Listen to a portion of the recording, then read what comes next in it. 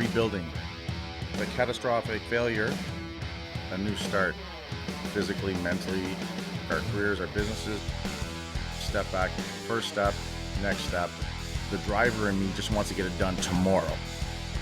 We'll do this, do that, let's move this, where are we at with this? You build some confidence, build some self-esteem, start to feel better about yourself. The Silverback Blueprint Podcast, a show for men over 40. We focus on getting stronger, staying motivated, building discipline, creating a community, and becoming truly happy. Hey guys, welcome to episode 12 of the Silverback Blueprint Podcast. Make decisions. One of the things that I found has made a big difference for me, and I was just reading some stuff on it, and yes, I do read, was the concept of making decisions and the whole concept of where we go and where we end up and how we progress is really the sum total of all the small decisions we make. We make big decisions, but typically big decisions ideally we'll make with more thought and intent and planning, unless you just fucking finally snap and that's it, But as a rule, what I find has more of an impact on our day, our week, our month, our progress, our mindset is the small decisions. The small decisions we have to make, and we have to make small decisions all the time.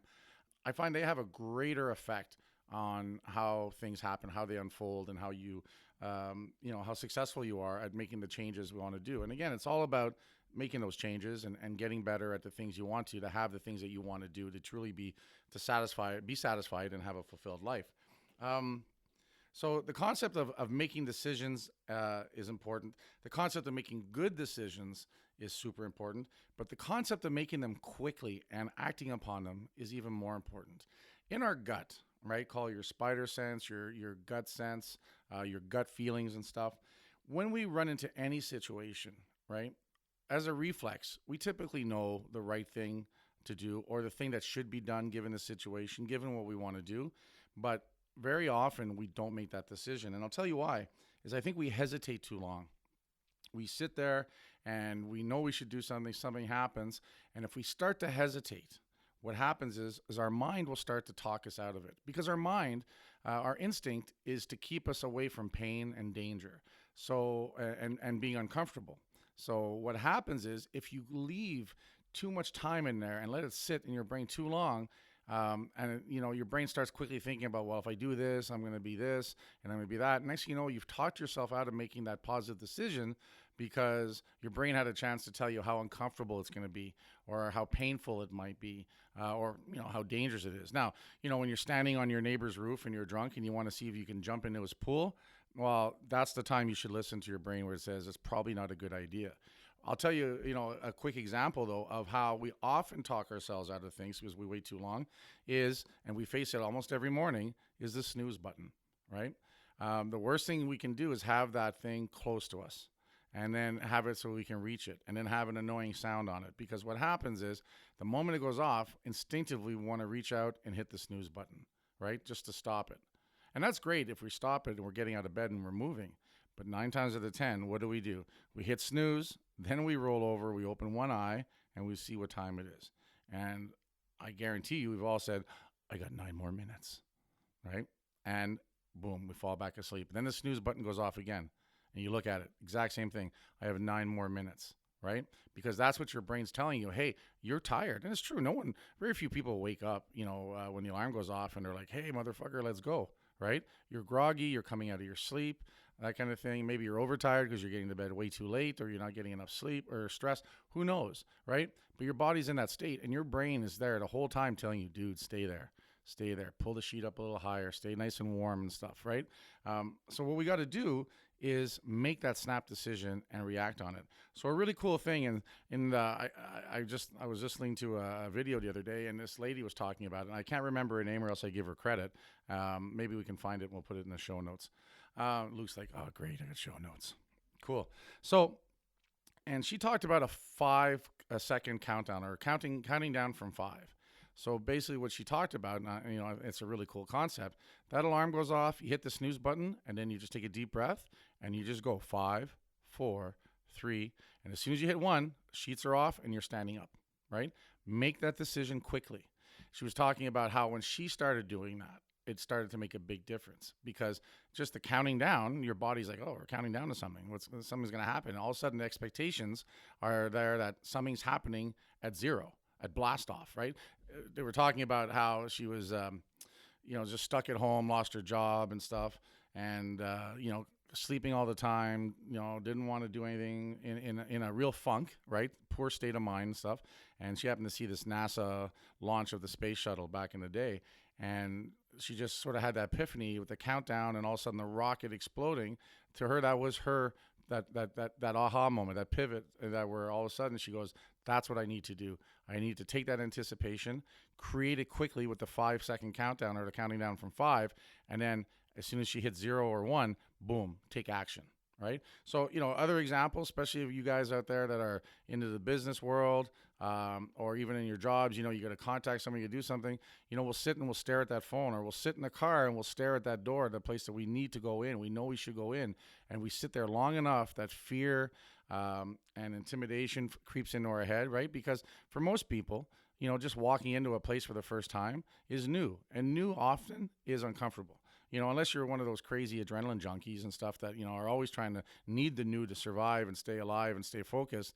But I mean, that's not the majority. Right? That's just a couple crazy people out there. But really, we got to sit there and we got to ramp things up, and we got to get pumped, and we got to do it. So same thing. You got to walk into that business for the first time, or let's say, you're sitting there and it's time for you to finally take action. You've called up the gym, hostile conditioning, and you set up your orientation, and it's starting tonight at 7:00, right? And you're supposed to be there at 1:45. And I know this has happened. I know people have sat there in our parking lot, and looked at the door and just had to fight to get in there. And that's why we have an orientation. We set an appointment, because it sets up expectations so that it's more natural to want to come in. You set up an appointment. I have to walk in there. Listen, if the dentist operated with, hey, come on in when you feel like it, right? No one would go to the dentist and stuff like that, right? It's Monday morning. Why do we always make appointments for the dentist for Monday morning? I don't understand. You got to be there at 10:00 and stuff. You can't do whatever for however long. We make it a big deal, and they do it on purpose to set it up that way and remind you and send emails and send you, a call if that's what you're on. It's just to keep you in that whole system of, got to get this done. It's got to happen. It's not going, they're not going to forget about it. They want to make sure you make it in, because they care about taking care of your teeth, but they also, it's a business. They got to make sure that, the hygienist is paid. You got to make sure the dentist is paid, the receptionist is paid, right? So they want to do the best they can to ensure that you're going to come in. Right? You miss the appointment, what happens? Well, you still get charged $72 or $42. I don't know what it is. I don't miss the appointments, right? But they know that, right? So at the end of the day, you have that accountability. That might be the next little thing that helps you get incentivized to have to go do something that normally you wouldn't be comfortable with, right? Some people, it's no big deal. But I'm talking about for the situations where there is some discomfort, where there is some trepidation, where there isn't a natural desire to just, hey, I'm just going to walk in here and see what happens, right? So again, the first time is always the toughest. If you're shy, it's even tougher, right? And I get that overall. But again, just remember that brain is there because it was trying to get you to survive from dinosaurs or predators and stuff like that, to look at a situation and activate the fight or flight. But now we don't need that anymore, or very rarely, again, unless you're on the roof of your buddy's house or about to walk down a dark alley in a strange city and stuff. That's when hopefully your brain is going off. But again, it's natural that your body wants to, given an opportunity just to slip in a little bit of doubt and fear, it's going to do that. So this whole make a quick decision, make a good decision, make a quick decision, and, use that countdown method if you want. For me, what I like to do is I just like to make sure that first thing I do is I just throw the covers off. So it's a little cooler. That wakes things up a little bit. Just take that first action, because if not, we're just going to lay there. And next thing you know what happens, you fall back asleep. And you don't even mean to, but you're just still stuck in that sleep mode. You haven't changed that state. You haven't altered the chemistry in your body yet. So you need to shake that off. So yeah, guys, that's I think a really cool point to look at, and something that's very powerful. The day and our success rate is the sum total of all decisions that we make. But I think, like I said earlier, it's the sum total of those small decisions, because we make lots of small decisions all day long, right? And the key is to make the better ones, to make them quickly and act upon them. So once again, guys, that's what I got on that today. If you could please head over to iTunes and subscribe, that would be fantastic. If you leave us a 5-star review, that's even more fantastic. And if you have any comments or any questions or something you'd like me to talk about, reach me at kurthaas@gmail.com, and I'll talk to you later.